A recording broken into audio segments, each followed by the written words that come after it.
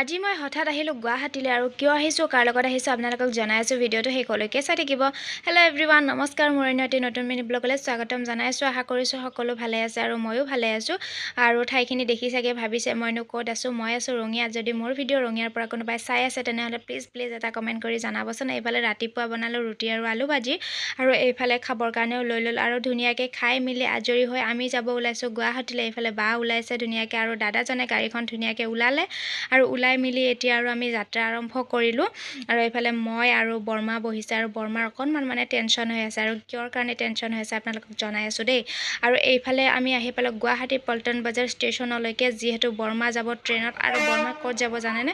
বৰমা যাব ভ্ৰমণলৈ। আৰু এইফালে সিহঁতৰ গ্ৰুপটো আহি ৰেডি হ'ল আৰু ভগৱানৰ ওচৰত প্ৰাৰ্থনা জনাইছোঁ যাতে গোটেইকেইটা ধুনীয়াকৈ গৈ ধুনীয়াকৈ ঘূৰি আহিব পাৰে, তাকে কামনা কৰিছোঁ। আপোনালোকেও আশীৰ্বাদ কৰিব। হেপী জাৰ্ণি বৰমাহঁত গোটেইকেইটাকে কৈছোঁ। আৰু এইফালে বৰমা ট্ৰেইন নাযাওঁতে আমি মানে ঘৰলৈ বুলি আহিলোঁ। এইফালে বাৰ অকণমান কাম আছিল আৰু তাইৰো মানে গা বেয়া, সেইকাৰণে সোনকালে আমি ঘৰত যাম। আৰু এইফালে কামখিনি শেষ কৰি মেলি আমি ঘৰলৈ বুলি উভতিলোঁ। আজিৰ মিনি ব্লগটো ইমানখিনিয়ে। নেক্সট মিনি ব্লগত আকৌ লগ পাম। Bye bye.